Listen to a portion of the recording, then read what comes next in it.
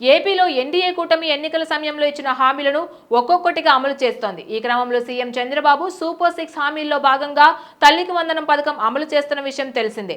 ఈ నేపథ్యంలో రాష్ట్ర వ్యాప్తంగా 35,44,459 మంది అకౌంట్లలో నిధులు జమ చేస్తున్నట్లు రాష్ట్ర ప్రభుత్వం ప్రకటించింది. ఒక్కో విద్యార్థికి 15,000 రూపాయలు చొప్పున డబ్బులు విడుదల చేస్తోంది. ఇందులో 13,000 రూపాయలు లబ్ధిదారుల ఖాతాలకు, 2,000 రూపాయలు ప్రభుత్వ పాఠశాలల అభివృద్ధి కోసం జిల్లా కలెక్టర్ల ఖాతాలకు జమ చేస్తున్నారు.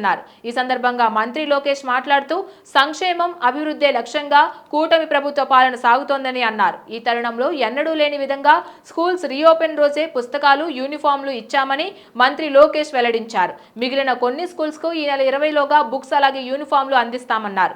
80% మంది పిల్లలకు స్కూల్ కిట్లు అందించామని అన్నారు.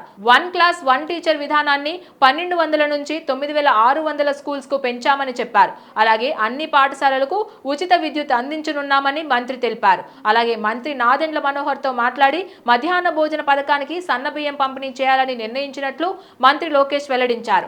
రాష్ట్ర ప్రభుత్వం ప్రస్తుతం అమలు చేస్తున్న తల్లికి వందనం పథకంపై మంత్రి లోకేష్ కీలక వ్యాఖ్యలు చేశారు.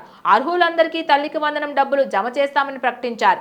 ఎంతమంది పిల్లలుంటే అంతమందికి తల్లికి వందనం ఇస్తామని మంత్రి లోకేష్ స్పష్టం చేశారు. గత వైసీపీ ప్రభుత్వం 42 లక్షల మందికి పిల్లలకే అమ్మ ఒడి ఇచ్చిందని గుర్తు చేశారు. కానీ ఎన్డీఏ కూటమి ప్రభుత్వం 67 లక్షల మందికి తల్లికి వందనం పథకం ఇస్తున్నామని చెప్పారు. అయితే తల్లికి వందనం లబ్ధిదారుల్లో కొంతమంది అకౌంట్లు యాక్టివేట్ లేక నిధులు తిరిగి ప్రభుత్వానికి వచ్చాయి. అలాంటి తల్లులు బ్యాంకులకు వెళ్లి వెంటనే ఖాతాలు యాక్టివేట్ చేసుకుంటే డబ్బులు పడతాయని లోకేష్ సూచించారు.